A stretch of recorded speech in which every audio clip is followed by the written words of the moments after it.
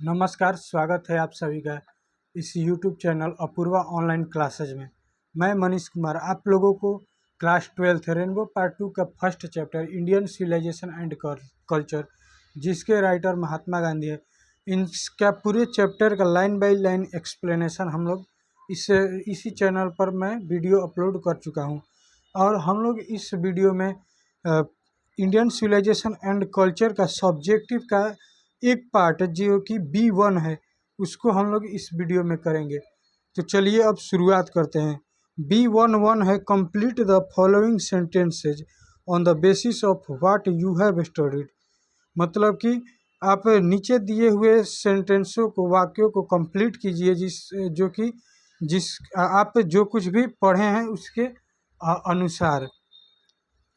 तो B11 का ये है इंडियास ग्लोरी इज दैट, मतलब कि इंडियास ग्लोरी मतलब भारत का गौरव, इज मतलब है, दैट कि इट रिमेन्स इमूवेबल, रिमेन्स मतलब रहता है, इमूवेबल मतलब अडिग।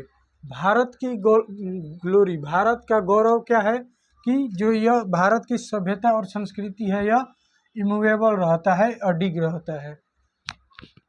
बी है the charge against India is that, मतलब चार्ज मतलब आरोप, भारत के खिलाफ आरोप है कि हर पीपुल आर सो अनसिविलाइज्ड, मतलब कि इस यहाँ के लोग क्या हैं, बहुत ज़्यादा असभ्य हैं, इग्नोरेंट अशिक्षित हैं और मूर्ख हैं।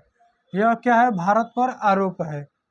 सी क्या है, वी डेयर नॉट चेंज वाट, मतलब कि हम लोग बदलाव नहीं करते हैं या हम लोगों में बदलाव करने की हिम्मत नहीं है। डेयर नॉट चेंज वाट, जो वी हैव टेस्टेड, मतलब जो हम लोगों ने जांचा है, एंड फाउंड ट्रू, और जो सत्य पाया है, on the anvil of experience, अनुभव के आधार पर।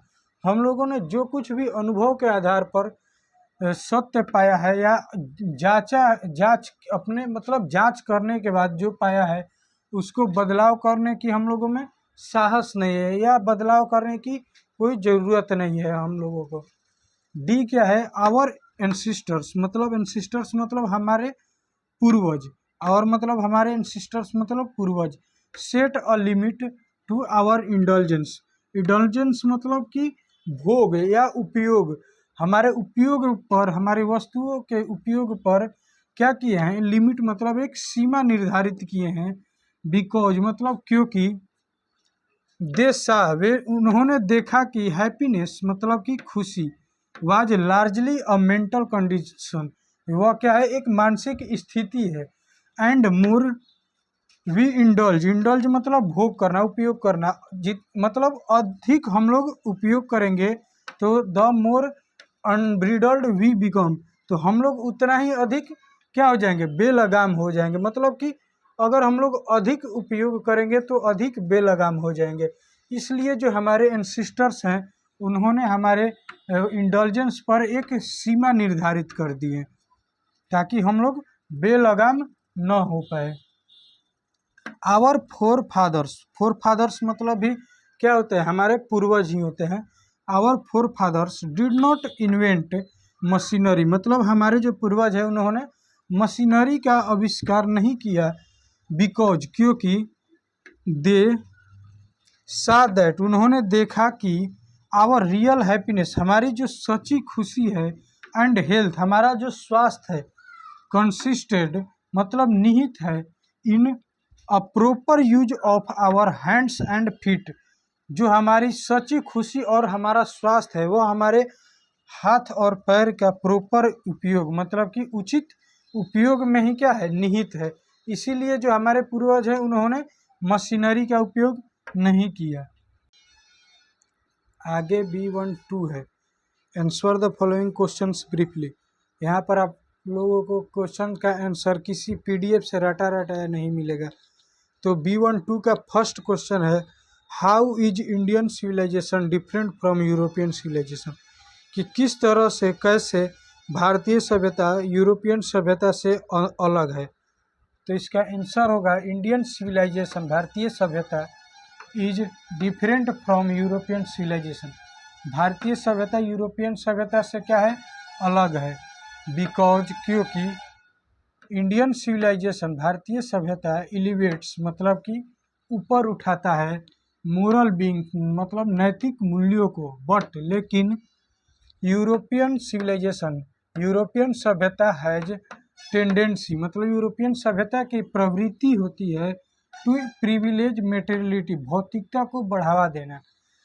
भारतीय सभ्यता यूरोपियन सभ्यता से अलग है क्योंकि भारतीय सभ्यता नैतिक मूल्यों को ऊपर उठाती है और जो यूरोपियन सभ्यता है वह भौतिकता को क्या करती है, बढ़ावा देती है, और यही उसकी क्या है, प्रवृत्ति है। सेकंड क्वेश्चन है, why does Gandhi say that mind is a restless bird, what makes the mind restless. मतलब कि जो गांधी जी हैं वे दिमाग को एक बेचैन पक्षी क्यों बताए हैं, और what makes the mind restless, दिमाग को क्या रेस्टलेस बनाता है।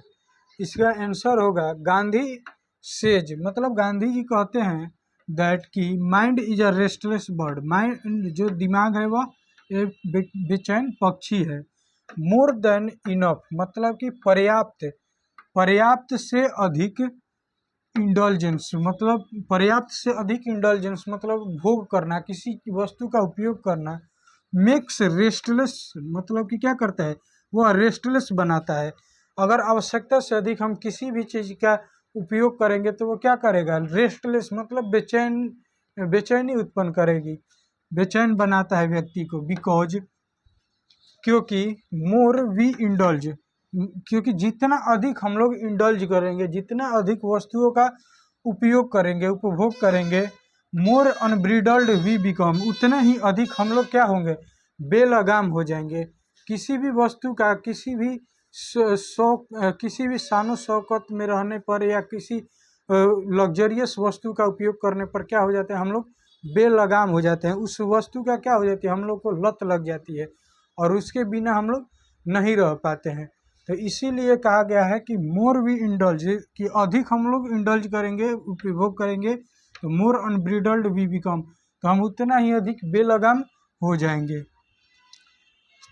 तीसरा क्वेश्चन है, why did our ancestors disowned us from luxurious. मतलब कि जो हमारे पूर्वज थे उन्होंने हम लोग को लग्जरियस एंड प्लीजर्स, लग्जरियस और प्लीजर से क्यों वंचित रखे थे। Did they do the right thing, क्या उन्होंने सही चीज किया था।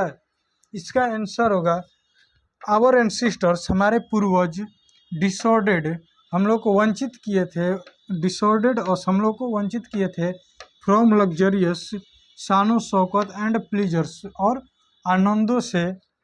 बिकॉज क्योंकि दे न्यू दैट, वे लोग जानते थे कि millions will always remain poor, कि लाखों लोग हमेशा क्या रहेंगे, गरीब रहेंगे, लाखों लोग हमेशा गरीब रहेंगे। एंड हैप्पीनेस, और जो खुशी होती है, does not depend on luxurious, वो जो खुशी होती है वह लग्जरियस पर, शानो शौकत पर निर्भर नहीं करती है। इट मेक्स पीपुल स्लेव्स, यह क्या करती है, व्यक्ति को एक गुलाम बना देती है। कौन गुलाम बना देती है, लग्जरियस, लग्जरियस व्यक्ति को गुलाम बना देती है। So they did the right thing, इसलिए उन्होंने सही काम किया था। तो जो लग्जरियस है वे किस तरह से व्यक्ति को गुलाम बनाती है, कि अगर हम लोग किसी भी लग्जरियस वस्तु का, ऑब्जेक्ट का अगर हम लोग उपयोग करते हैं तो हम लोग उसके मतलब क्या हो जाते हैं, उस वस्तु का लत लग जाता है। जैसे कि कोई व्यक्ति जो बचपन से एसी में रहा है, एयर कंडीशन रूम में रहा है, वो उसको बाहर निकलने में धूप में बहुत ज़्यादा क्या होती है, कठिनाइयाँ होती है, क्योंकि वह उस एयर कंडीशन का गुलाम बन चुका है। तो इसी तरह वे हम लोग को लग्जरियस से और प्लीजर से वंचित रखे हैं, क्योंकि वे जानते थे कि लाखों लोग हमेशा क्या रहेंगे, गरीब रहेंगे, और वे लोग उस लग्जरियस को मेंटेन नहीं कर पाएंगे। इससे अच्छा है कि इस लग्जरियस से हम दूर ही रहें। 4 नंबर क्वेश्चन है, why according to Gandhi have we stuck with the same kind of law as existed thousands of years ago, should we do the same thing even today, कि क्यों हम गांधी के अनुसार हम लोग अभी भी उसी प्रकार के हल को रखा है जो कि हजारों वर्ष पहले हुआ करता था। क्या हम लोग को आज भी ऐसा करना चाहिए? इसका आंसर होगा अकॉर्डिंग टू गांधी, मतलब गांधी जी के अनुसार, वी हैव मैनेज्ड, हम लोगों ने मैनेज किया हुआ है, द सेम काइंड ऑफ प्लॉव, मतलब कि उसी प्रकार के समान प्रकार के हल को as existed thousands of years ago, जो कि हजारों वर्ष पहले हुआ करता था। Because we did not want luxury, क्योंकि हम लोग लग्जरी शानो शौकत नहीं चाहते थे। वी वांटेड, हम लोग चाहते थे, to do proper use of our hands and feet, हम लोग अपने हाथ और पैर का प्रॉपर यूज, उचित उपयोग चाहते थे। We should not do the same thing even today, हम लोग को आज भी ऐसी चीज़ें नहीं करनी चाहिए। 5 नंबर क्वेश्चन है, how did our ancestors view large cities, why were they satisfied with small villages, मतलब कि हमारे जो पूर्वज थे वे जो बड़े शहर थे उनको कैसे देखते थे, और why were they satisfied with small village, कि उन लोग छोटे गांवों के साथ क्यों संतुष्ट थे। इसका आंसर होगा आवर एंसेस्टर्स, हमारे पूर्वज, व्यूड लार्ज सिटीज, बड़े शहरों को देखते थे, as snare and a useless encumbrance, मतलब कि एक जाल के रूप में, और एक यूजलेस मतलब कि अनुपयोगी, बेकार, इनकम्बरेंस मतलब बोझ, जो हमारे पूर्वज थे वे बड़े शहरों को एक जाल और बेकार बोझ की तरह देखते थे। There were are so many evils, evils मतलब बुराइयाँ, मतलब कि वहाँ पर बहुत सारी बुराइयाँ थी, लाइक रॉबरी मतलब डकैती या लूट, प्रोस्टिट्यूशंस मतलब हनन, किसी का हनन करना, इसी तरह की बहुत सारी बुराइयाँ थी शहरों में। देयरफॉर, इसलिए, दे वे आर सेटिस्फाइड, इसलिए वे लोग सेटिस्फाइड थे, संतुष्ट थे, विथ स्मॉल विलेजेज, छोटे गांवों के साथ, या छोटे गांवों से वे लोग संतुष्ट थे। 6 नंबर क्वेश्चन है, how did our ancestors enjoy true home rule, मतलब कि जो हमारे पूर्वज थे वे कैसे सच्चे होम रूल, मतलब घर के शासन का को आनंद लेते थे या इंजॉय करते थे। इसका आंसर होगा कि there were many types of evil in large city, मतलब बड़े शहरों में अनेक प्रकार की बुराइयां होती थी, एंड अराउंड कैपिटल्स, और जो राजधानियां होती है उसके आसपास।